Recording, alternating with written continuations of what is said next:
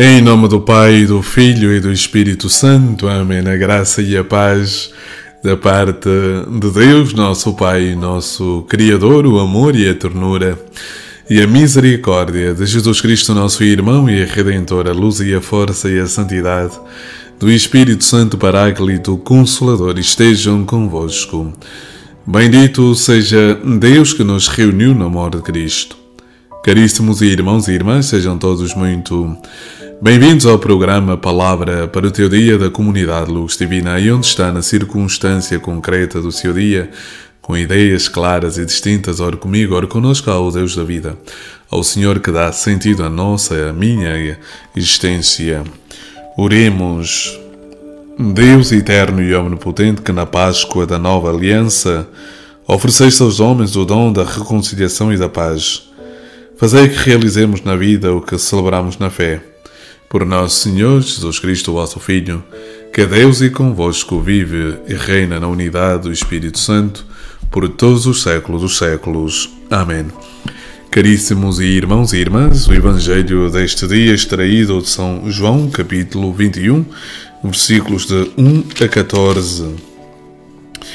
Naquele tempo, depois disto, Jesus manifestou-se outra vez aos discípulos junto ao mar de Tiberíades, e manifestou-se assim. Estavam juntos Simão Pedro, Tomé, chamado Dídimo, e Nataniel, que era de Caná da Galileia, assim como os filhos de Zebedeu, e mais dois dos seus discípulos. Disse-lhes Simão: vou pescar. E eles responderam: nós também vamos contigo. Saíram e subiram para o barco. Mas naquela noite não apanharam nada. Ao surgir a manhã, Jesus apresentou-se na praia, mas os discípulos não sabiam que era ele. Disse-lhes então Jesus: rapazes, tendes algum peixe que se coma? Responderam-lhe: não. Disse-lhes Jesus: lançai a rede para o lado direito do barco e a vez de encontrar. Lançaram-na, pois, e mal a podiam arrastar devido à grande quantidade de peixe. Então o discípulo predileto de Jesus disse a Pedro: é o Senhor. E quando Simão Pedro ouviu dizer que era o Senhor, enfiou a túnica, pois estava nu, e lançou-se ao mar. Os outros discípulos, que estavam distantes da terra, apenas uns 200 côvados, voltaram no barco, puxando a rede com os peixes. Logo que saltaram para a terra, viram ali umas brasas com peixe em cima e pão. Disse Jesus: Trazei dos peixes que apanhastes agora. Simão Pedro subiu a barca e puxou a rede para a terra cheia de 153 grandes peixes. E sendo tantos, não se rompeu a rede. Disse Jesus: vinde comer. E nenhum dos discípulos se atrevia a perguntar-lhe: quem és tu? Por saberem que era o Senhor. Então Jesus aproximou-se, tomou o pão e deu-lhe, fazendo o mesmo com o peixe. Foi esta a terceira vez que Jesus se manifestou aos seus discípulos, depois de ter ressuscitado dos mortos. Palavra da salvação. Glória a vós, Senhor. Por este santo Evangelho, perdoai-nos, Senhor. A alegria do Senhor é a nossa força. Caríssimos irmãos e irmãs, podemos tentar resumir ou apresentar como pontos principais desta reflexão 3 pontos. 3 pontos como pontos fundamentais da reflexão do Evangelho que acabamos de ouvir. O primeiro ponto é referente à pesca milagrosa. O segundo é o reconhecimento de Jesus. E o terceiro, o convite para a refeição. 3 pontos que nos ajudam, de certa forma, a entrar e a mergulhar no texto. E começamos então por esta pesca milagrosa. Estamos no Evangelho de São João e sabemos que o milagre é sempre um sinal realizado por Deus, seja por Jesus, para revelar a sua divindade. Ou seja, os milagres acompanham a vida do Messias, segundo as profecias do Antigo Testamento. E, portanto, Jesus opera, ou seja, em obras e palavras, palavras e obras. E não é que Jesus quer colocar o milagre no mesmo patamar da palavra, mas o milagre é consequência da palavra. E algo fundamental que sempre insisto E é triste percebermos que o povo vai atrás do milagre.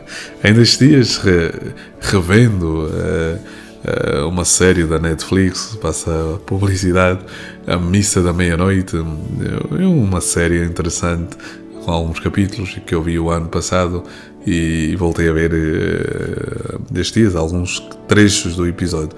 Como depois do milagre realizado por este padre que está já possuído pelo demónio, como através do milagre a igreja volta a encher. Ou seja, enquanto teve ali o padre velhinho, ou mesmo quando chega este falso padre e começa a falar de Deus, ninguém o segue. Mas a partir do momento em que as pessoas começam a constatar e a verem milagres, de um momento ao outro a igreja está completamente repleta. Ou seja, percebemos então que o milagre não é necessariamente sinal da presença do Senhor, porque até os demónios também o podem realizar. Numa passagem do Evangelho, Jesus diz: os discípulos, depois de terem realizado a missão, voltam entusiasmados. Estamos no capítulo 12 do Evangelho de São Lucas, se não me engano, de São Mateus. E os discípulos voltam comentando tudo a Jesus, o que tinham feito, e como os paralíticos caminhavam, os cegos vinham, e como os demónios obedeciam. Jesus diz: não, alegrai-vos antes, porque os vossos nomes estão escritos no céu. Portanto, a maior alegria que pode existir e pode inundar e habitar o coração de um batizado é esta certeza de viver uma comunhão com Deus, de viver na comunhão com o autor da vida.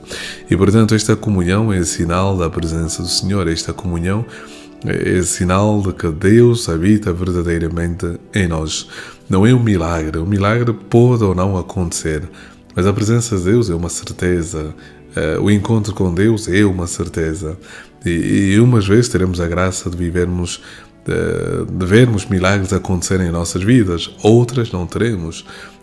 Mas ainda assim continuaremos persistentes e continuaremos nesta relação íntima com o Senhor da vida, porque a nossa relação com Deus passa necessariamente por este encontro decisivo, este encontro com o Senhor da vida, aquele que vem dar luz à sua vida, vem dar a alegria à sua vida, vem dar esta vida nova no Espírito. Podia aqui entrar no campo da ressurreição, citando o padre Carreira, um grande teólogo espanhol, mas centremos a nossa atenção então nesse texto, como disse, que é realmente uma pérola. E há aqui alguns elementos que valem a pena sublinhar. São 3 elementos: a pesca milagrosa, já referi, esta pesca que acontece depois da ressurreição do Senhor. Os discípulos estão desorientados. Pedro, e aqui vou para o segundo ponto, o reconhecimento, Pedro está completamente desorientado e, portanto, volta à sua vida antiga, a vida velha. Jesus diz numa passagem do Evangelho que quem põe mão ao arado e olha para trás não é digno de mim.